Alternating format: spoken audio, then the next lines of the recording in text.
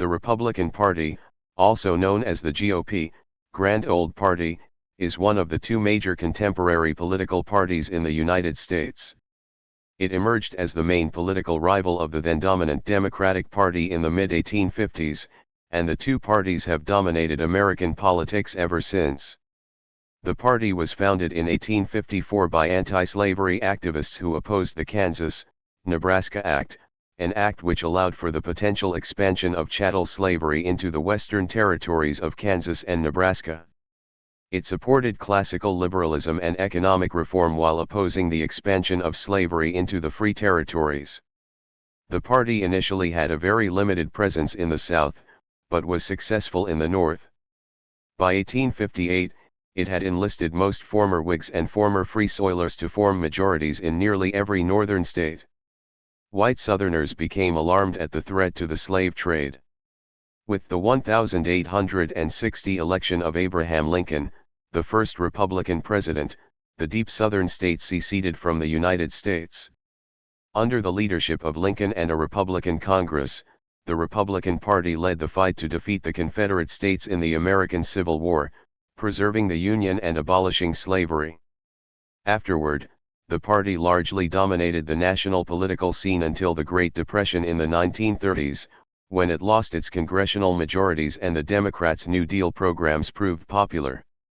Dwight D. Eisenhower's election was a rare break-in between Democratic presidents, and he presided over a period of increased economic prosperity after World War II. His former Vice President Richard Nixon carried 49 states in 1972 with what he touted as his silent majority. The 1980 election of Ronald Reagan realigned national politics, bringing together advocates of free market economics, social conservatives, and Cold War foreign policy hawks under the Republican banner. Since 2008, the party has faced significant factionalism within its own ranks. In the 21st century, the Republican Party receives its strongest support from rural voters, evangelical Christians, men, senior citizens, and white voters without college degrees. On economic issues, the party has maintained a pro-business attitude since its inception. It has a neoliberal outlook, supporting low taxes and deregulation while opposing socialism, labor unions, and single-payer health care. The populist faction supports economic protectionism. On social issues, it advocates for restricting the legality of abortion, discouraging and often prohibiting recreational drug use, promoting gun ownership and easing gun restrictions, and opposing the transgender rights movement. In foreign policy, the party establishment is neoconservative and supports tough stances against China and Russia, while the populist faction is isolationist and supports non-interventionism. The Republican Party is a political party in the United States founded in 1854. The party's first elected U.S. president was Abraham Lincoln, who took office in 1861. The Republican Party traces its roots to the 1850s, when anti-slavery leaders joined forces to oppose the extension of slavery into the Kansas and Nebraska territories. The party ultimately stood for slavery's complete abolition. Today, Republicans advocate reduced taxes as a means of stimulating the economy and advancing individual economic freedom, and they generally support conservative social policies.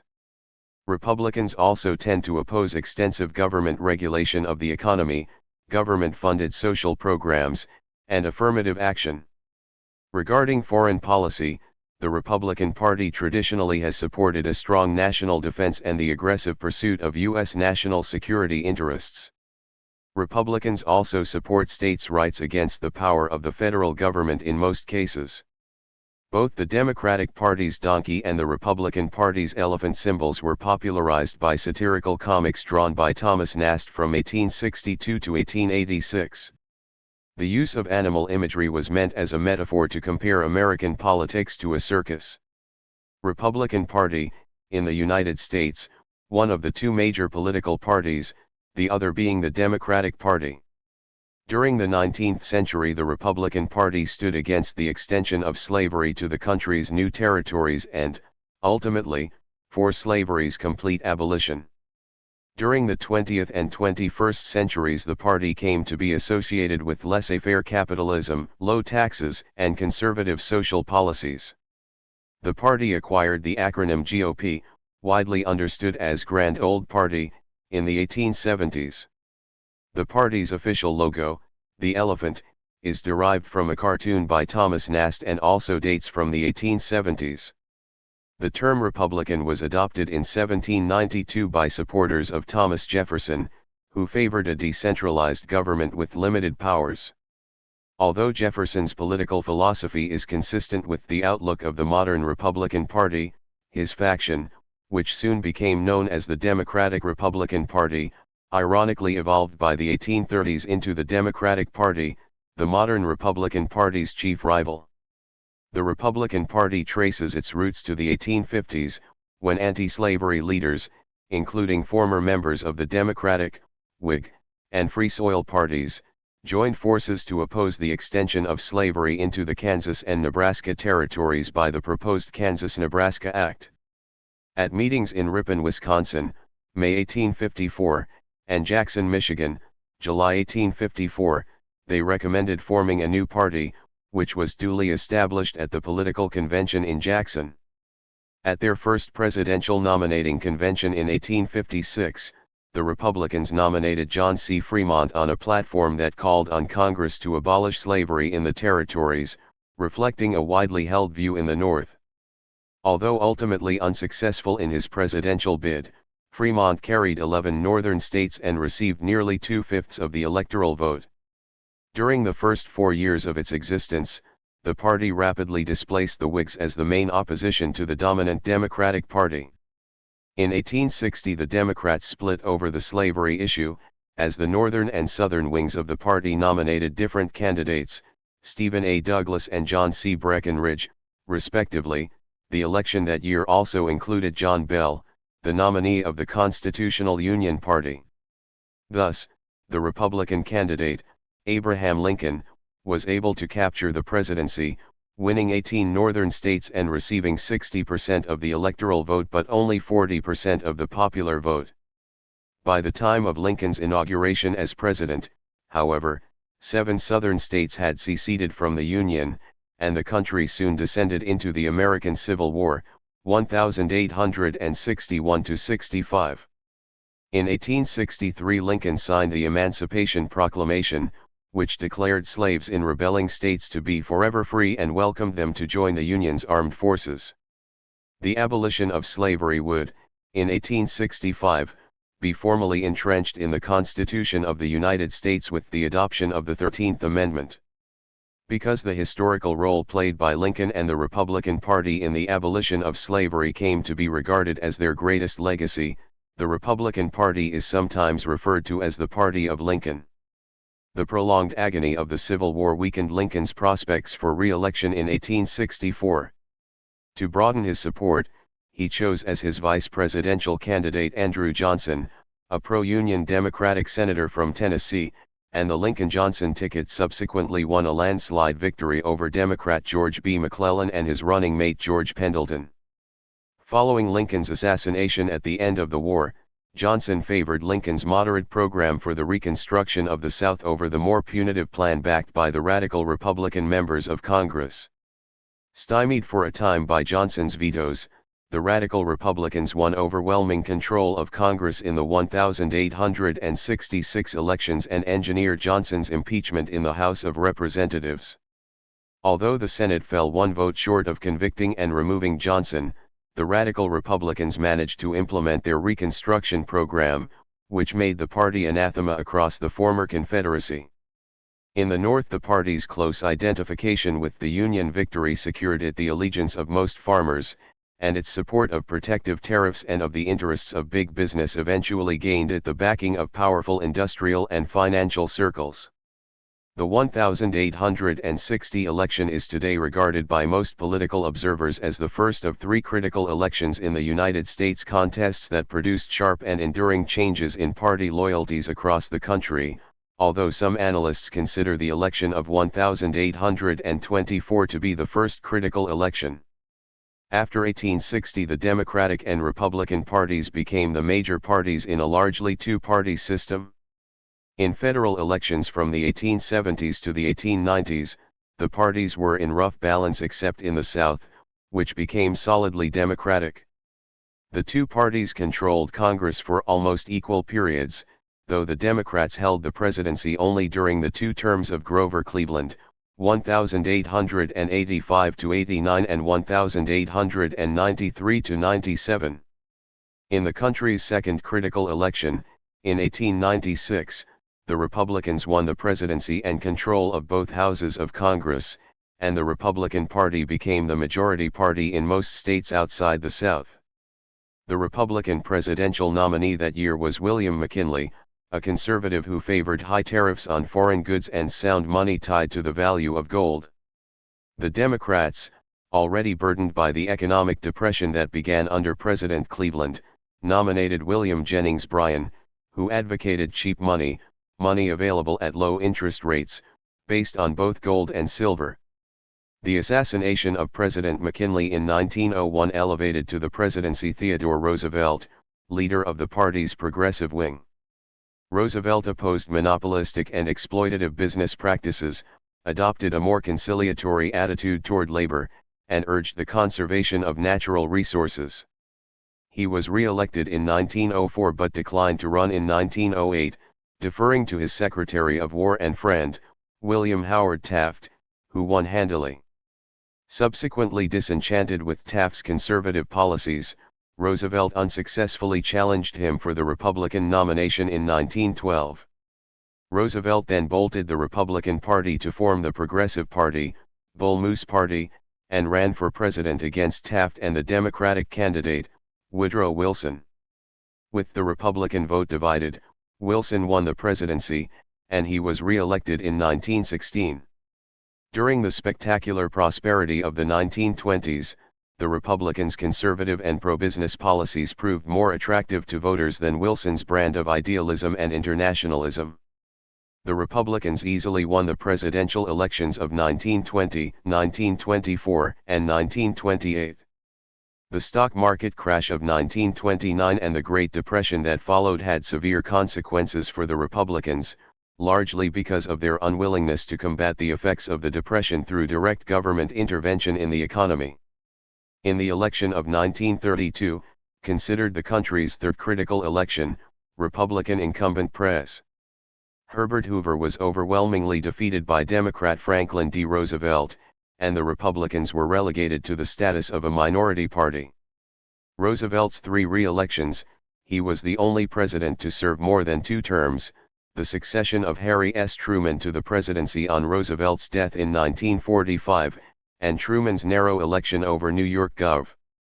Thomas E. Dewey in 1948 kept the Republicans out of the White House for 2 decades. Although most Republicans in the 1930s vehemently opposed Roosevelt's New Deal social programs, by the 1950s the party had largely accepted the federal government's expanded role and regulatory powers. In 1952 the Republican Party nominated as its presidential candidate World War II Supreme Allied Commander Dwight D. Eisenhower, who easily defeated Democrat Adlai E. Stevenson in the general election. Despite Eisenhower's centrist views, the Republican platform was essentially conservative, calling for a strong anti-communist stance in foreign affairs, reductions in government regulation of the economy, lower taxes for the wealthy, and resistance to federal civil rights legislation. Nevertheless, Eisenhower did dispatch federal troops to Arkansas in 1957 to enforce the court-ordered racial integration of a high school in Little Rock. He also signed the Civil Rights Acts of 1957 and 1960. Moreover, his moderate republicanism led him to oversee an expansion of Social Security, an increase in the minimum wage, and the creation of the Department of Health, Education, and Welfare. In the early 1950s Sen. Joseph McCarthy of Wisconsin became the party's most ardent anti-communist, taking the limelight while attempting to expose communists who he claimed were in the American government. In the interest of party unity, Eisenhower chose not to criticize McCarthy's demagogic red baiting and occasionally appeared to support him. Privately, however, the president did not hide his enmity for McCarthy, worked to discredit him, and pushed Republican senators to censure him. The party retained the traditional support of both big and small business and gained new support from growing numbers of middle-class suburbanites and perhaps most significantly white Southerners, who were upset by the pro-integration policies of leading Democrats, including President Truman, who had ordered the integration of the military. Eisenhower was re-elected in 1956, but in 1960 Richard M. Nixon, Eisenhower's vice president, lost narrowly to Democrat John F. Kennedy. The Republicans were in severe turmoil at their 1964 convention, where moderates and conservatives battled for control of the party. Ultimately, the conservatives secured the nomination of Sen. Barry M. Goldwater, who lost by a landslide to Pres. Lyndon B. Johnson, Kennedy's vice president and successor. By 1968 the party's moderate faction regained control and again nominated Nixon, who narrowly won the popular vote over Hubert H. Humphrey, Johnson's vice president. Many Southern Democrats abandoned the Democratic Party to vote for the anti-integration candidate George C. Wallace. Importantly, the 1964 and 1968 elections signaled the death of the Democratic Solid South, as both Goldwater and Nixon made significant inroads there. In 1964, 5 of the 6 states won by Goldwater were in the South. In 1968, 11 Southern states voted for Nixon and only 1 voted for Humphrey. Although Nixon was re-elected by a landslide in 1972, Republicans made few gains in congressional, state, and local elections and failed to win control of Congress. In the wake of the Watergate scandal, Nixon resigned the presidency in August 1974 and was succeeded in office by Gerald R. Ford, the first appointed vice president to become president. Ford lost narrowly to Southern Democrat Jimmy Carter in 1976. In 1980 Ronald W. Reagan, the charismatic leader of the Republican Party's conservative wing, defeated Carter and helped the Republicans to regain control of the Senate, which they held until 1987. Reagan introduced deep tax cuts and launched a massive buildup of U.S. military forces. His personal popularity and an economic recovery contributed to his 49-state victory over Democrat Walter F. Mondale in 1984. His vice president, George H.W. Bush, continued the Republicans' presidential success by handily defeating Democrat Michael S. Dukakis in 1988. During Bush's term, the Cold War came to an end after communism collapsed in the Soviet Union and Eastern Europe. In 1991 Bush led an international coalition that drove Iraqi armies out of Kuwait in the Persian Gulf War. Congress continued to be controlled by the Democrats, however, and Bush lost his bid for re-election in 1992 to another Southern Democrat, Bill Clinton. Partly because of Clinton's declining popularity in 1993–94, the Republicans won victories in the 1994 midterm elections that gave them control of both houses of Congress for the first time since 1954. They promptly undertook efforts to overhaul the country's welfare system and to reduce the budget deficit, but their uncompromising and confrontational style led many voters to blame them for a budget impasse in 1995–96 that resulted in 2 partial government shutdowns. Clinton was re-elected in 1996, though the Republicans retained control of Congress. In 2000 Texas Gov. George W. Bush, son of the former president, recaptured the presidency for the Republicans, receiving 500,000 fewer popular votes than Democrat Al Gore but narrowly winning a majority of the electoral vote, 271 to 266, after the Supreme Court of the United States ordered a halt to the manual recounting of disputed ballots in Florida. Bush was only the second son of a president to assume the nation's highest office. The Republicans also won a majority in both chambers of Congress, though the Democrats gained effective control of the Senate in 2001 following the decision of Republican Sen. Jim Jeffords of Vermont to become an independent. A surge in Bush's popularity following the September 11 attacks of 2001 enabled the Republicans to recapture the Senate and to make gains in the House of Representatives in 2002. In 2004 Bush was narrowly re-elected, winning both the popular and electoral vote, and the Republicans kept control of both houses of Congress.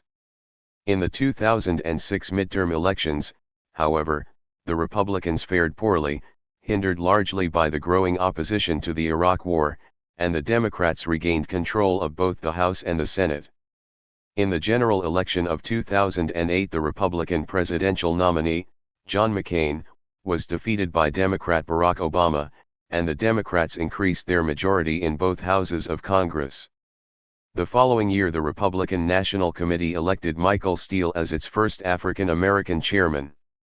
With a gain of some 60 seats, a swing not registered since 1948, Republicans recaptured control of the House and dramatically reduced the Democrats' majority in the Senate in the 2010 midterm election. The election, which was widely seen as a referendum on the Obama administration's policy agenda, was marked by anxiety over the struggling economy, especially the high unemployment rate, and by the upsurge of the Tea Party, a populist movement whose adherents generally opposed excessive taxation and big government. Tea Party candidates, some of whom had displaced candidates favored by the Republican establishment during the primaries, had mixed success in the general election. In the 2012 general election, the Republican presidential nominee Mitt Romney was unable to unseat Obama. The situation in Congress remained relatively unchanged, with Republicans retaining their hold on the House of Representatives and Democrats successfully defending their majority in the Senate. The Republicans regained control of the Senate during the 2014 midterm elections. The 2016 presidential election was a watershed moment for the Republican Party. The party's nomination was captured by businessman and television personality Donald Trump, who easily defeated more mainstream Republican candidates such as Jeb Bush and Ted Cruz in the primaries. Trump's far-right social positions and outspoken hostility toward immigrants made a number of mainstream Republicans concerned that he was setting the party up for a Goldwater-esque landslide electoral defeat. But, to the surprise of most political pundits, he won the Electoral College despite amassing almost 3 million fewer popular votes than Democrat Hillary Clinton, giving Republicans the presidency for the first time in 8 years to go alongside the party's retention of power in both chambers of Congress.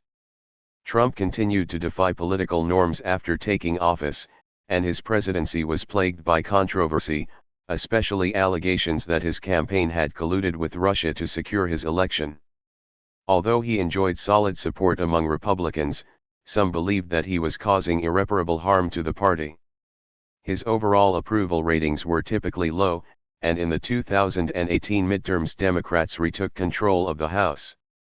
Although its founders refused to recognize the right of states and territories to practice slavery, the modern Republican Party supports states' rights against the power of the federal government in most cases, and it opposes the federal regulation of traditionally state and local matters, such as policing and education. Because the party is highly decentralized, as is the Democratic Party, it encompasses a wide variety of opinion on certain issues, though it is ideologically more unified at the national level than the Democratic Party is. The Republicans advocate reduced taxes as a means of stimulating the economy and advancing individual economic freedom. They tend to oppose extensive government regulation of the economy, government-funded social programs, affirmative action, and policies aimed at strengthening the rights of workers. Many Republicans, though not all, favor increased government regulation of the private, non-economic lives of citizens in some areas, such as abortion, though most Republicans also strongly oppose gun control legislation. Republicans are more likely than Democrats to support organized prayer in public schools and to oppose the legal recognition of equal rights for gays and lesbians, see Gay Rights Movement. Regarding foreign policy, the Republican Party traditionally has supported a strong national defense and the aggressive pursuit of U.S. national security interests, even when it entails acting unilaterally or in opposition to the views of the international community. Both the Democratic Party and the Republican Party formulate their platforms quadrennially at national political conventions, which are held to nominate the party's presidential candidates. The conventions take place in the summer of each presidential election year. By tradition, the incumbent party holds its convention second. The Republican National Convention typically gathers some 2,000 delegates who are selected during the winter and spring. Until the 1970s, few nationwide rules governed the selection of delegates to the Republican National Convention. After the Democratic Party adopted a system based on state primaries and caucuses, the Republicans followed suit. More than 40 states now select delegates to the Republican Convention through primary elections, while several other states choose delegates through caucuses. Virtually all Republican primaries allocate delegates on a winner-take-all basis, so that the candidate who wins the most votes in a state is awarded all the delegates of that state. In contrast, almost all Democratic primaries allocate delegates based on the proportion of the vote each candidate receives. As a result, the Republicans tend to choose their presidential nominees more quickly than the Democrats do, often long before the summer nominating convention, leaving the convention simply to ratify the winner of the primaries. In addition to confirming the party's presidential nominee and adopting the party platform, the National Convention formally chooses a national committee to organize the next convention and to govern the party until the next convention is held. The Republican National Committee, RNC, consists of about 150 party leaders representing all U.S. states and territories. Its chairman is typically named by the party's presidential nominee and then formally elected by the committee. Republican members of the House and the Senate organize themselves into party conferences that elect the party leaders of each chamber. In keeping with the decentralized nature of the party, each chamber also creates separate committees to raise and disperse funds for House and Senate election campaigns. Although Republican congressional party organizations maintain close informal relationships with the RNC, they are formally separate from it and not subject to its control. Similarly, state party organizations are not subject to direct control by the National Committee. In the 2016 presidential election, Republican nominee Donald Trump defeated Democratic nominee Hillary Clinton. The result was unexpected. Polls leading up to the election showed Clinton leading the race. Trump's victory was fueled by narrow victories in 3 states: Michigan, Pennsylvania, and Wisconsin that had been part of the Democratic blue wall for decades. It was attributed to strong support amongst working-class white voters, who felt dismissed and disrespected by the political establishment. Trump became popular with them by abandoning Republican establishment orthodoxy in favor of a broader nationalist message. After the 2016 elections, Republicans maintained their majority in the Senate, the House, and governorships, and wielded newly acquired executive power with Trump's election. The Republican Party controlled 69 of 99 state legislative chambers in 2017, the most it had held in history. The party also held 33 governorships, the most it had held since 1922. The party had total control of government in 25 states. It had not held total control of this many states since 1952. The opposing Democratic Party held full control of only 5 states in 2017. In the 2018 elections, Republicans lost control of the House of Representatives, but strengthened their hold on the Senate. Over the course of his presidency, Trump appointed 3 justices to the Supreme Court: Neil Gorsuch, Brett Kavanaugh, and Amy Coney Barrett. It was the most Supreme Court appointments for any president in a single term since Richard Nixon. Trump appointed 260 judges in total, creating overall Republican-appointed majorities on every branch of the federal judiciary except for the Court of International Trade by the time he left office, shifting the court system to the right. Other notable achievements during his presidency included the passing of the Tax Cuts and Jobs Act in 2017, the creation of the U.S. Space Force, the first new independent military service since 1947, and the brokering of the Abraham Accords, a series of normalization agreements between Israel and various Arab states. Trump was impeached by the House of Representatives in 2019 on charges of abuse of power and obstruction of Congress. On February 5, 2020, the Senate voted to acquit him. Trump lost the 2020 presidential election to Democrat Joe Biden. He refused to concede the race, claiming widespread electoral fraud and attempting to overturn the results. On January 6, 2021, the United States Capitol was attacked by Trump supporters following a rally at which Trump spoke. After the attack, the House impeached Trump for a second time on the charge of incitement of insurrection, making him the only federal office holder to be impeached twice. Trump left office on January 20, 2021. His impeachment trial continued into the early weeks of the Biden presidency, and he was acquitted on February 13, 2021.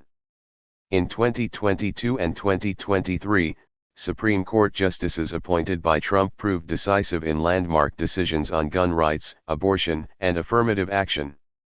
The party went into the 2022 elections confident and with analysts predicting a red wave, but it ultimately underperformed expectations, with voters in swing states and competitive districts joining Democrats in rejecting candidates who had been endorsed by Trump or who had denied the results of the 2020 election.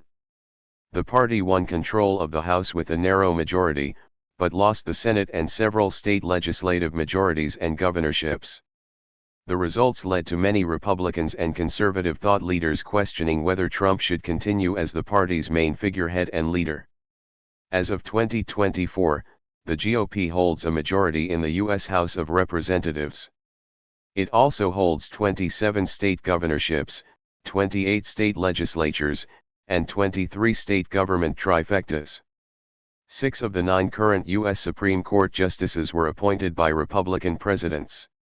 Its most recent presidential nominee is Donald Trump, who served as the 45th President of the United States and is the party's candidate again in the 2024 presidential election. There have been 19 Republican presidents, the most from any one political party.